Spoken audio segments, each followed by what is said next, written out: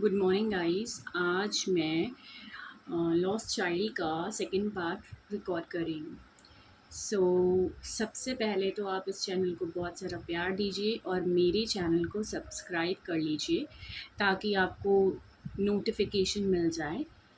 तो चलो अब चलते हैं चैप्टर की तरफ और एक बार क्विक रिव्यू ले लेते हैं। ये लॉस्ट चाइल्ड के अंदर था कि एक जो बच्चा था अपने माँ बाप के साथ जाता है फेयर के अंदर, उसको काफ़ी चीज़ें अट्रैक्ट करती है, टॉयज़ अट्रैक्ट करते हैं, डव्स अट्रैक्ट करते हैं। उसके अलावा उसको छोटे छोटे इंसेक्ट्स अट्रैक्ट करते हैं, फ्लावर्स अट्रैक्ट करते हैं। पर वो जो भी चीज़ लेने के लिए ज़िद करता है उसकी माँ बाप मना कर देते हैं।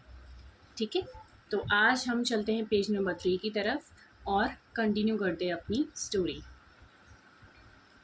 As they neared the village, the child could see many other footpaths full of throngs, converging to the whirlpool of the fair, and felt at once repelled and fascinated by the confusion of the world he was entering.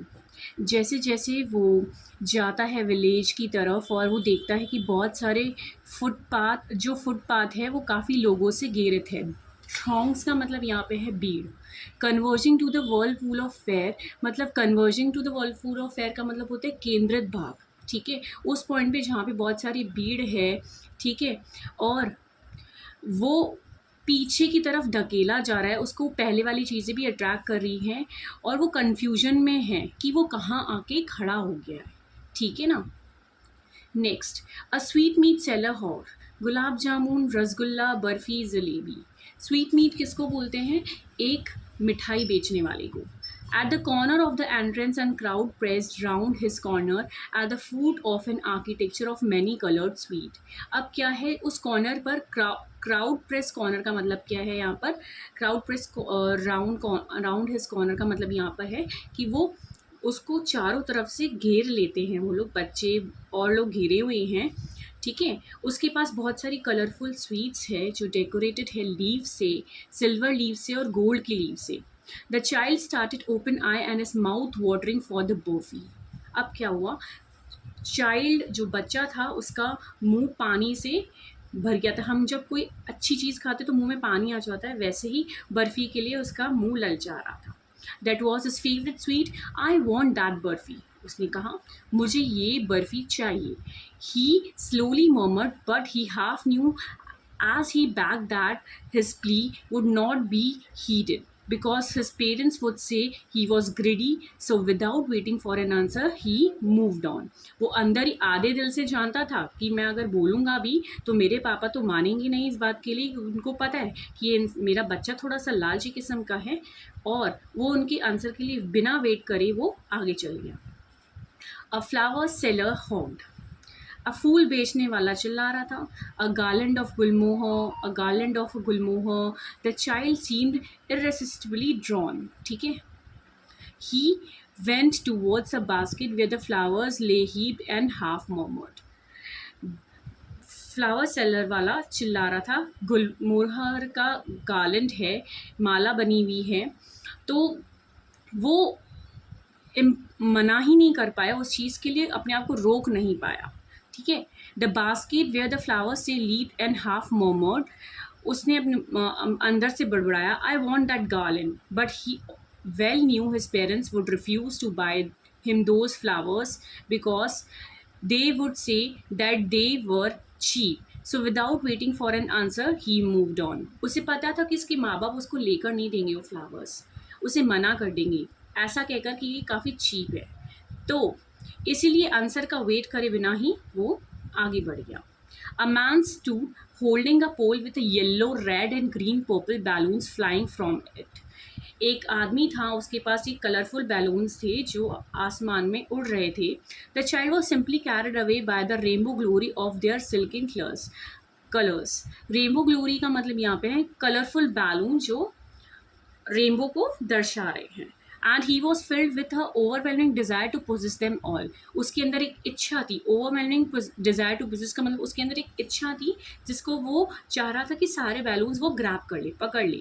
But he well new his parents would never buy him the balloon because they would say he was too old to play with such toys. ठीक है, उसे पता था कि वो काफ़ी बड़ा हो गया है इन छोटे छोटे टॉयज से खेलने के लिए, उसके माँ बाप ऐसा कुछ बोलेंगे। सो ही वॉक फर्दर, और वो फिर आगे चल गया। उसके बाद नेक्स्ट पैराग्राफ पे चलते हैं। A snake charmer stood playing a flute to a snake which coiled itself in a basket. एक स्नेक, स्नेक चार्मर का मतलब क्या होता है, जो स्नेक लेकर घूमता है और है ना लोगों से उनका मन बहलाता है, उनको एंटरटेन करता है। ठीक है, तो वो फ्लूट बजा रहा था जिसके कारण उसका जो स्नेक था उसने अपने आप को घुमाकर और खड़ा कर दिया बास्केट के अंदर, जैसे घूमकर जैसे होते हैं ना खड़े, वैसा। Its head raised in a graceful bend like the neck of swan, which while the music stole into its invisible ears like the gentle dripping of an invisible water. अब वो ऐसे खड़ा था इतना ग्रेसफुली जैसे स्वान की पोज में वो थोड़ा सा खड़ा था, से हेड ऐसे निकाल कर। ठीक है, उसको वो जो म्यूज़िक था वो ऐसा था इनविजिबल, जैसे इनविजिबल वाटरफॉल होता है उस तरीके से वो म्यूज़िक उसके कान में जा रहा था। ठीक है, the child went towards the snake charmer, but the knowing his parents had forbidden him to hear such a coarse music. As the snake charmer played, he proceeded further. अब उसके पापा मम्मा मना कर देंगे कि वो जो म्यूज़िक है वो आप सुनो मत और आगे चलो। तो उसे पता था कि वो जो बजा रहे हैं वो बच्चों के लिए क्या था, कोर्स था, हार्श था। कोर्स म्यूज़िक मीन्स हार्श था। भले ही वो उसको अट्रैक्ट कर रहा हो स्नेक को, वो उसकी लहर में अपने आप को उठा रहा हो, पर वो इतना अच्छा म्यूज़िक नहीं था, वो हार्श था और अदर लोगों के लिए। इसलिए उसके पेरेंट्स बोल रहे थे चलो आगे बढ़ो। ठीक है, वो आगे बढ़ गया ये समझकर, उसके पेरेंट्स जिस तरीके से उसे मना करा वो ये समझकर आगे बढ़ गया। There was a roundabout in full swing, man women and children carried away in a whirling motion, shrieked and cried with a dizzy laughter.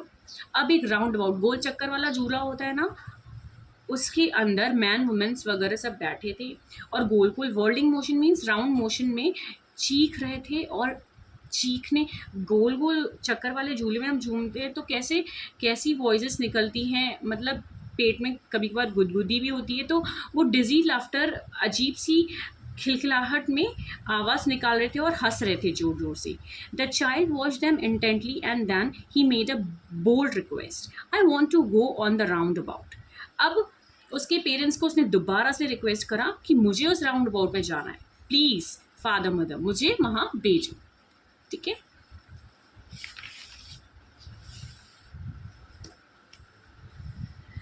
There was a no reply, he return to look at his parents. फिर कोई reply नहीं आया, उसके parents की तरफ उसने देखा। They were not there ahead of him, जैसे वो उसके सर पर खड़े होते हैं ना वैसे उस वक्त नहीं थे। वो अचानक से शॉक्ड हो गया। He turn to look on either side, उसने दूसरी तरफ भी देखा, उसके माँ बाप वहाँ भी ना थे। They were not there. He look behind, उसने पीछे देखा। There was no sign of them, उनका कहीं पता ना था। A full deep cry rose within his dry throat and a sudden jerk of his body, उसकी बॉडी पूरी शॉक में चली गई, उसका गला पूरा सूख गया। He ran from where he stood crying in a real fear. फिर जहाँ से वो खड़ा हुआ और वापस उसको डर अंदर से लगने लगा। Mother, father, tears roll down from his eyes, उसने चिल्लाया ममा पापा, उसकी आंखों से आंसू बहने लगे।